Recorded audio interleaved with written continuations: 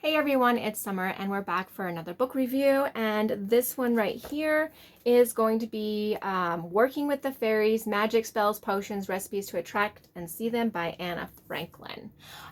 This book is an older book. I got it used. It's got some interesting stuff in it. I don't really... it's not my go-to book for fairy information specifically. There is some good information in here, but a lot of it has more, it has a lot of information in it, actually. Like, it talks about witches and fairies and otherworld initiations.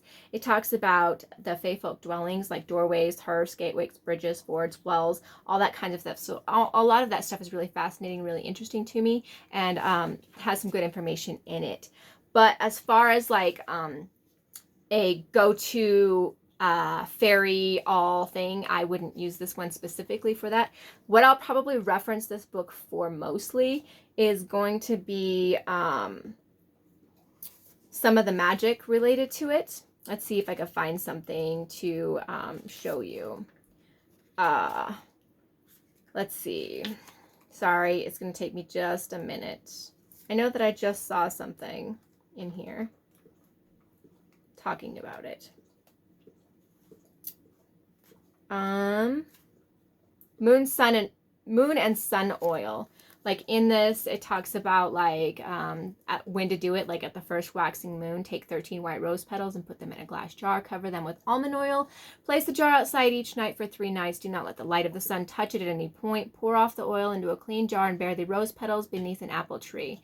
And it just talks about how to do those kinds of things, which is that's the kind of stuff that I'm going to look at for this specific book. It's not a know-all be-all about fairies, but at least in my personal opinion, but that doesn't, it's a quality book to me because it talks about the different things that you can do, like there's a 4-leaf clover salve that you can do in here.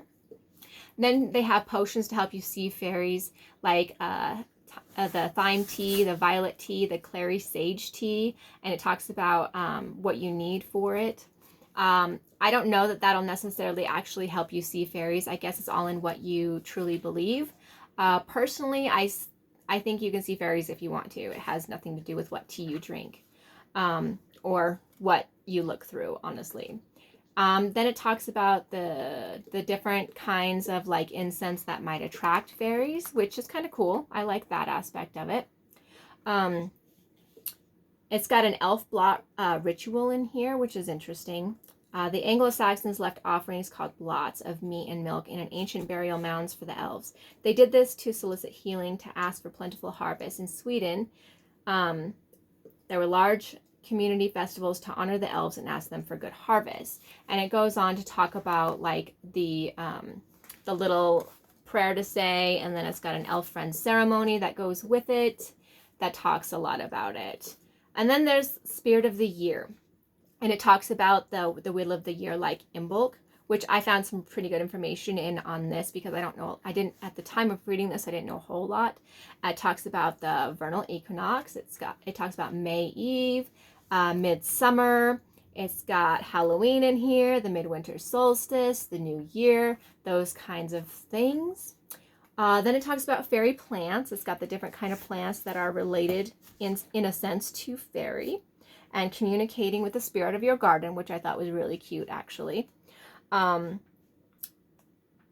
she's got wand information in here, fairy trees, like the different kinds of trees, like alder and elm and those kinds of things. Let's see. Then she goes into like some fairy families, like house fairies and stuff like that. Again, this is not like my main source of fairy information, but it does have some good information in it. I much prefer the different things that it has in here.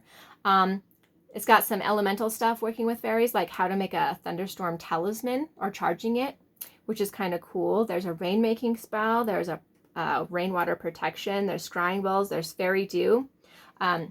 Fairy dew. Dew is considered the most sacred water of all by the Druids. Dew is the first exhaled breath of the earth at dawn. Collect it from a sacred place if possible. Bottle it and keep it refrigerated and use it in preparations. Made under the light of the moon to get the sight and for astral travel. So it's kind of cool that it has stuff like that in it. There's all sorts of really neat stuff that goes with that. There's no pictures in here. It's all just words, not really a lot of artwork. It does have some healing stuff in it. It does talk about the air elementals, fire elementals, gems, some basic stuff like candle magic. It talks about some more oils. It's got crystal healing in here, house rituals. It has a lot of different stuff in it. It's got a glossary too. And I don't know if, and an index. So really that's about as far as it goes. And then it talks about the author. So it's a short book. It's easy to read. It's easy to get through. It'll be a quick reference guide for like oils or little tiny spells that I want to do, or maybe some altar work that I want to work on. So really, I mean, it's not a bad book. I wouldn't consider it a source for like fairy folklore or actual dead set fairy information, but it is a good source for ways to maybe connect with some fae work or get involved with some fae work. And maybe opening your mind to a different way to get involved fairy-wise. So if you're interested in that, it's by Anna Franklin, Working with the Fairies. There it is. Thanks so much for watching, and I hope you guys have a very great day.